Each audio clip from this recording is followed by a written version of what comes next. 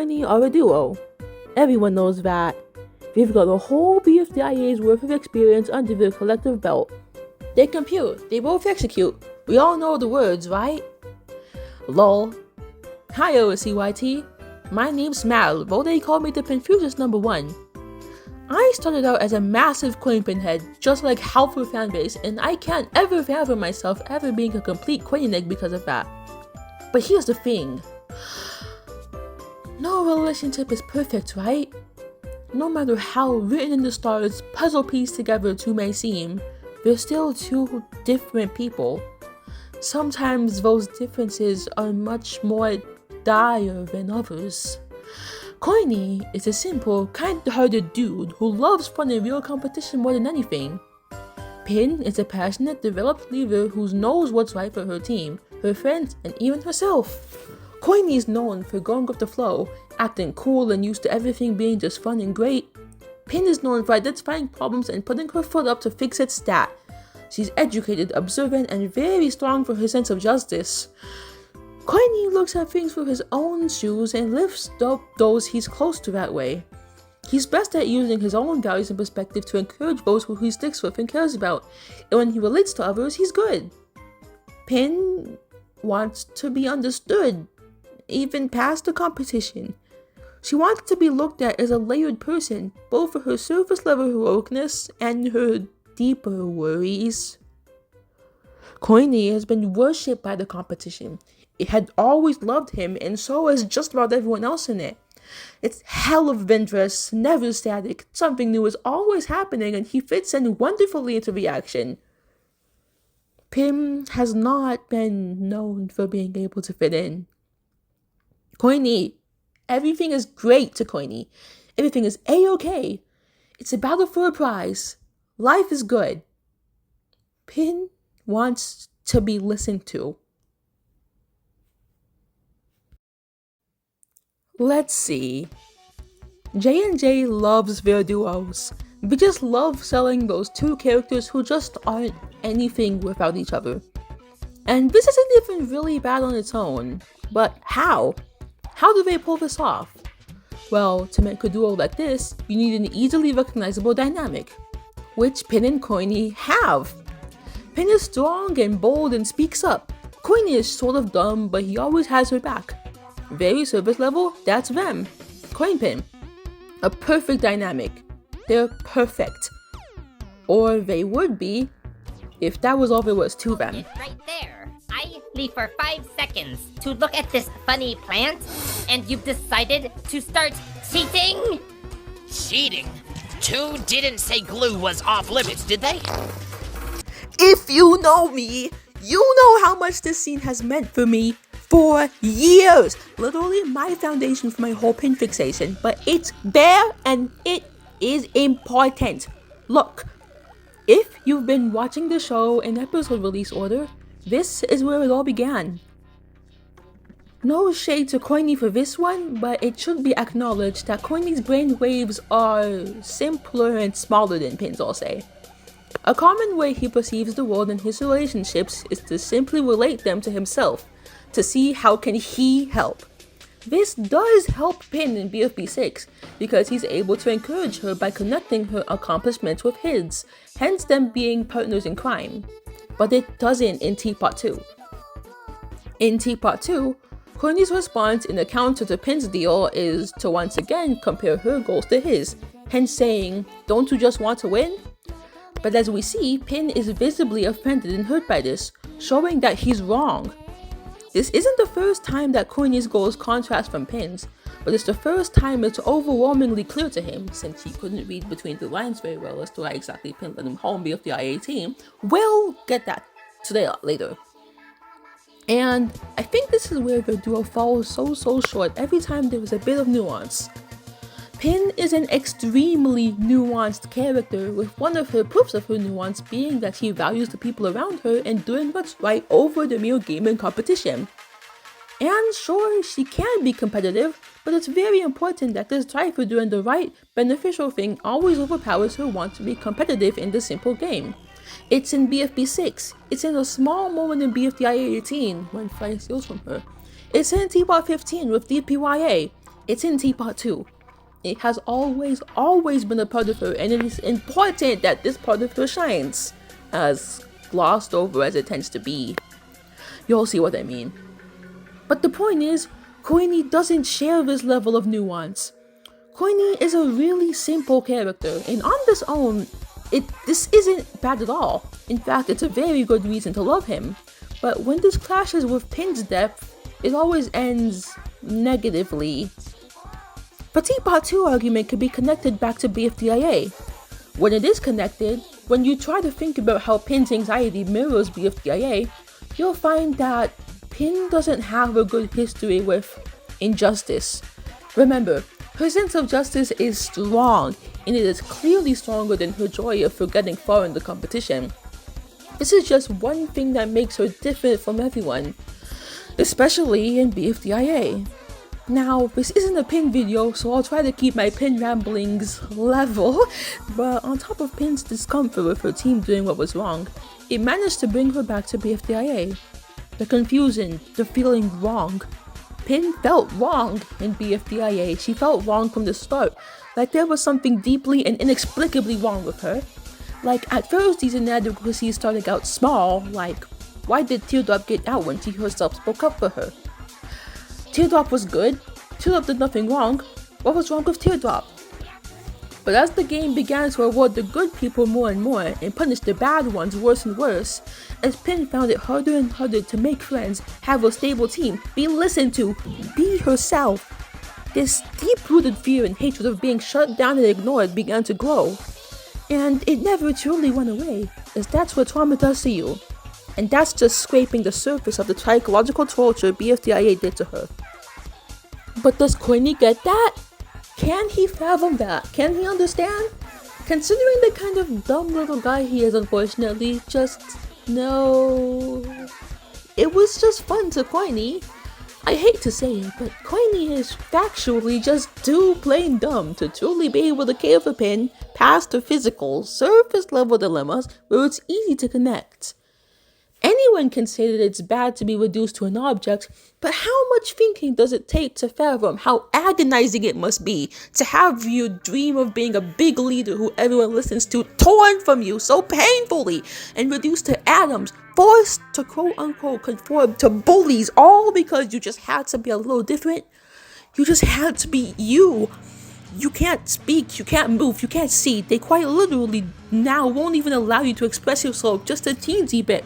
All because you were trying to be yourself in a world that hates you was just too inconvenient for everyone else at the top. Just think about that. How would someone like COINY know how that feels? So, what does COINY do when Pin proves herself to not be on the same wavelength as him? What happens when COINY can't just, how can I make this better his way, into a conflict, when it's too complex for him to understand? Well, he does one of the two. Either he brushes it off completely, or he takes it personally. And what's important is that not only is this really bad for what Pin needs, but this isn't the first time their different levels of complexities clash. Teapot 2 was blatant, but what about bfdia 18 and 20? When COINY couldn't fathom the incredibly mixed reasons as to why Pin had to let COINY fall, which includes but does not fully extend to: 1. He called her useless in her darkest, most desperately in need moment, bfdia 11. 2. After so much suppression and alienation she faced from just about everyone ever, those violent thoughts that had been festering trapped in her mind became the only form of emotional release she was allowed. 3. She needed to make a big show out of her anger and hurting, since everything she had gone through the entire season had proven to her that she is completely incapable of being loved by anyone and will be useless and disposable forever. So she needed to let it all out and just embrace it rather than keep on trying and failing to conform to these bullies and let her silent anxiety suffocate her to death. 4. She's physically unable to. COINY's response was to pretend everything was still fun and dandy and whimsical, which is not only a not so good way to do things in general, but conveniently especially bad for Pin, who desperately needs to be listened to and understood. She did all of that in bfdia 18 for what? To prove that maybe she's not right. Maybe even though she had to express it very violently, she's deeply alone and upset. It would maybe be doing a little better if someone tried to talk to her rather than treat her like trash. Nope! It was just a bluff to COINY. Maybe it was just her being a little bit too competitive. That's what he keeps telling himself, but you can only deceive yourself for so long before it all unravels before your eyes. What's particularly so awful is that COINY repeatedly gets away with, although not with malicious intent and even any intent at all, outright refusing to take his supposed best friend's emotions as a genuinely traumatized and mentally unwell person seriously at all, just for the sake for him getting to pretend that everything was fine for a bit. Really bad on his end, but it gets worse because he gets to sweep off and completely ignore Pin's extremely dire emotions while still being portrayed as absolutely spotless in morale, while Pin, but traumatized one, gets to be victim blamed for reacting unpalatably to being bullied and tortured for 10 billion years, am I right? And where bfdia 20 comes in, when it's finally overwhelmingly clear to him that he can't pretend anymore. What did I say near the beginning? When he can't understand, when he can't fathom, when he can't connect the problem back to his psyche, he takes it personally. He decided to play the hero and take Pin down, but second her emotions involved him without being shown to care when it didn't have to do with him. And this is recurrent. He sticks around Tiny Pin because he loves the bunch. It has to do with him, so it's easy to connect and therefore easy for a simple minded to understand. He only runs back for Pin in bfdia 21 because once again he misses Roll Bunch. He loves Roll Bunch. That's his thing, COINY. But when he couldn't connect it to himself, it's clear he doesn't give two shits. Like when everyone, including him, left Pin in bfdia 10, completely going against Pin's sense of justice, since this huge switch in abandonment wasn't doing good for them as people rather than as contestants. Or like when Freesmart inexplicably further oppressed and punished Pin for not being able to conform again in episode 13. Or like when everyone ever who wasn't COINY continued calling her ugly and annoying and useless just for existing. It was literal hell for her, but unfortunately he just didn't have the brain cells to care. Which is sad, really.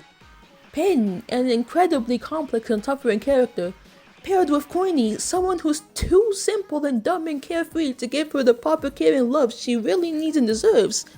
It's sad for both of them. For COINY, being dumb isn't even a bad personality trait. In a silly environment like bfdia or Teapot, it's perfect. But in a cutthroat environment like bfdia, where you have Pin, Leafy, Book, characters who should probably not be subject to intense bullying and isolation, no matter how lighthearted or humorous it's pushed out by everyone to be, etc. It's just not a good idea to pair them with characters too dumb to give a fuck and even enact these behaviors themselves onto their duo counterparts who literally deserve it at least. I mean, it's just not right to force their arcs into the lives of those simple fan favorites, because then you are literally dooming, and I mean dooming, them to be victim blamed for everything in the whole wide world, while dumb character number 20,000 gets glazed, I can't believe I used that word, into oblivion. And I mean COINY, Fiery, even Flies. It's just not fair. It's not fair for either character, because one could have just stayed simple and silly and be fine, but now instead they, well, intentionally still have done these things that are actually horribly malicious with no remorse that they can't even get to feel because they're too dumb. And the complex character loses most, if not all, opportunity to be taken seriously and are fucking traumatized for a dumb reason. Not saying the trauma is dumb, because it's very valid, but imagine having all your deeply traumatic loneliness and self-loathing disregarded and utterly ignored by someone who eats dirt and gasoline. In short, stop pairing horribly complex characters with comic relief characters who are unfortunately too dumb to care for them properly. It is highly unfair for both ends and makes it all sucky mucky for literally everyone. And I mean this. Stop! We are back full circle. We've driven right back to the exact same destination. Pin and COINY are on totally different levels of complexity, and to force them together is bad. Just really bad.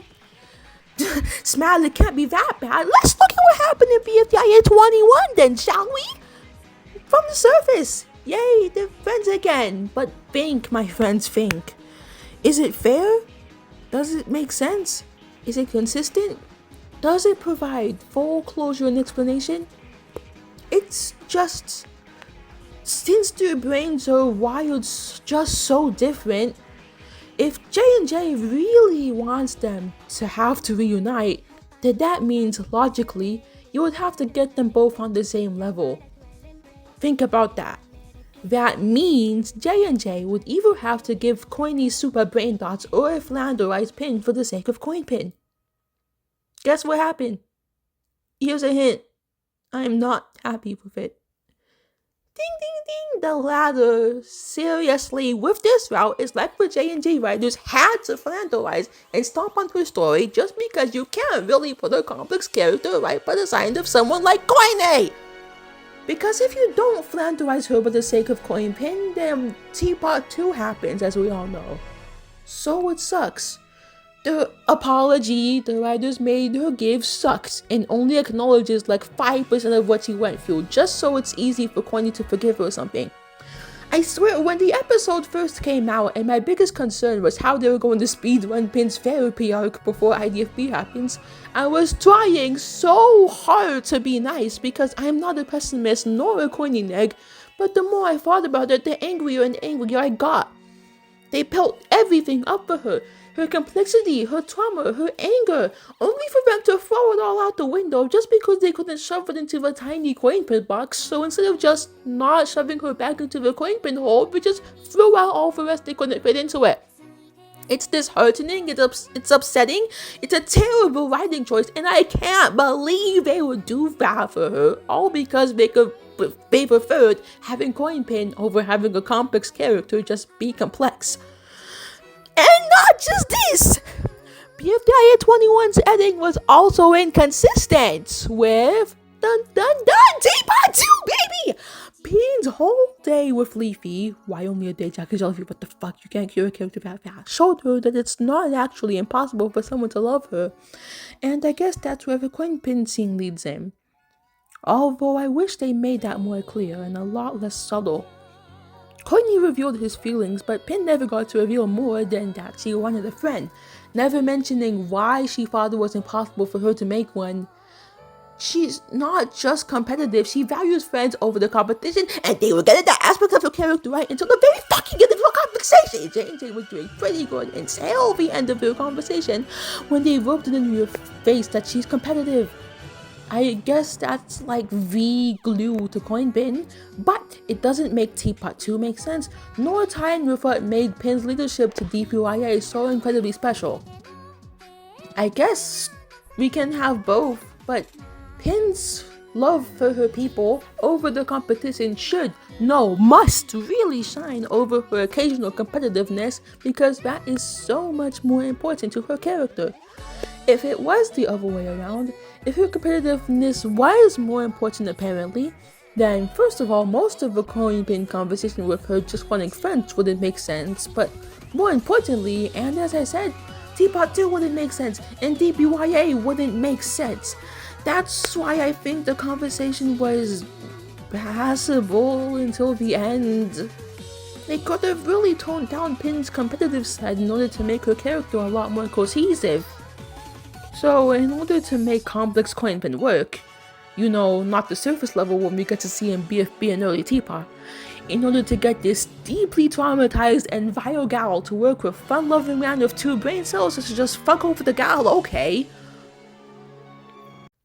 LMAO, you thought that was bad.